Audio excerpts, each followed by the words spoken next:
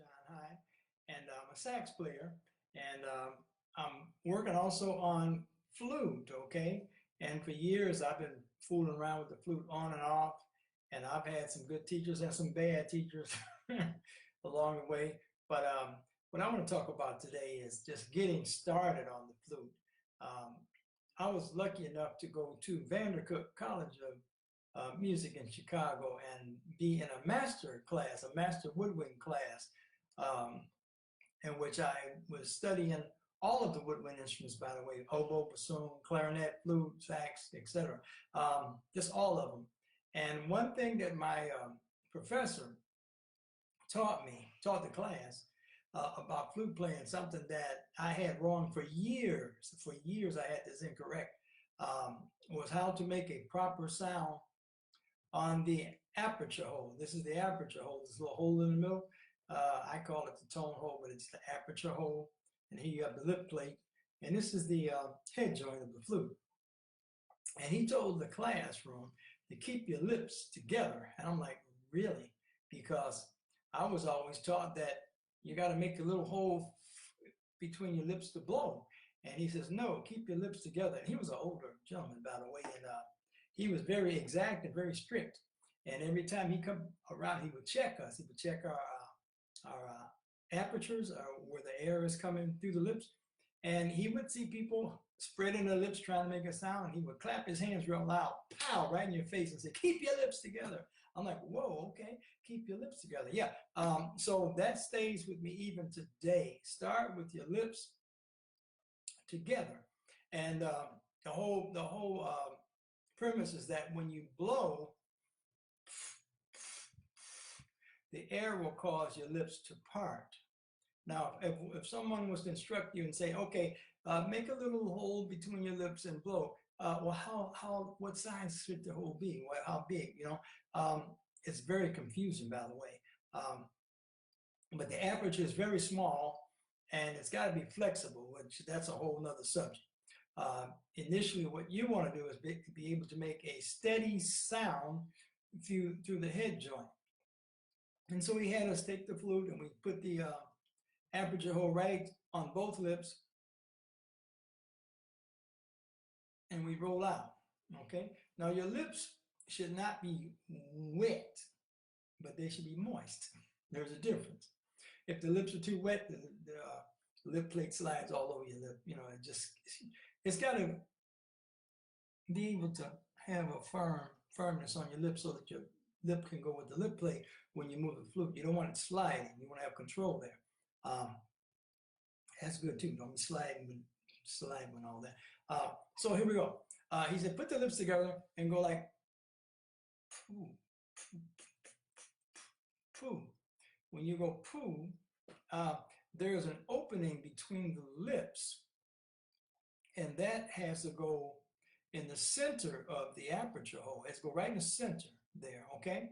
Now, I have teachers who would always say, well, you got to blow straight down the center of your lips over to the center of the aperture hole. Well, they were pretty much right if we live in a utopia, but everybody's lips are different, you know. But you do have to get the air to go across the aperture hole, and center. Now, hopefully it's not coming way out the side of your mouth, you know, but somewhere in here, there's going to be an opening, okay? Poo, poo, poo, poo, poo.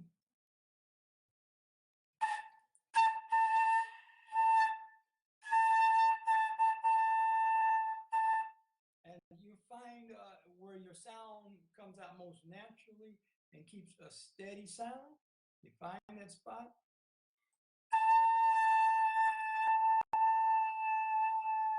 Keep the lips together. Just allow the air to open to part the lips.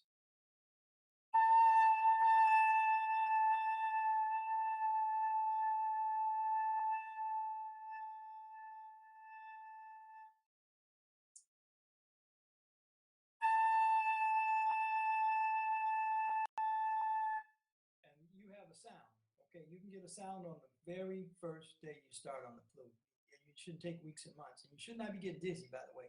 If you're getting dizzy, that then air is, you're losing air. You're blowing out into the whole room, and you're not going across the aperture hole. When you look down inside of the lip plate, inside of that aperture hole, I call it the tone hole. You should see a wall in there. There's a wall down inside there. You can't see it, but it's down there. There's a wall in there. I'm blowing down into the flute, and the air is tumbling, okay? Now, some people say blow across and all that, you know. Listen, we're talking about just getting started and getting yourself a sound, okay? As you get more into flute playing, there's some other things you'll be doing. There's a lot of flexibility involved, and that's beyond the scope of what we're talking about today. We just want to get you started, okay? Again, I'm talking from the standpoint that I'm a saxophone player, and you see my bass clarinet in the rear as well. But the flute, it's its own instrument, okay? And I think you started, okay? And so you want to start with the head joint, and then you're going to put the head joint chorus on the instrument, okay? And get a sound.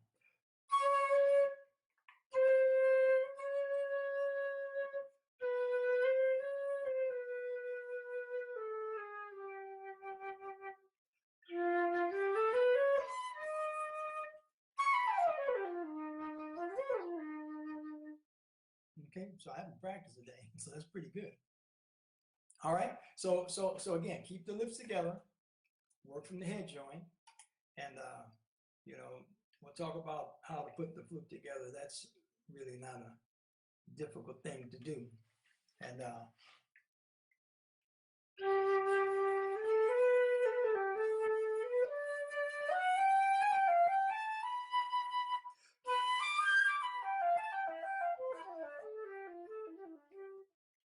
not bad, I haven't practiced today. But anyway, I think you got it. So thank you for stopping by. And next time, send me something in my message box. We can talk flute, we can talk bass, clarinet, saxophone, whatever. But pertaining to this thing about the aperture, the flute, keeping the lips together and get going. And again, make certain that you practice. Yeah.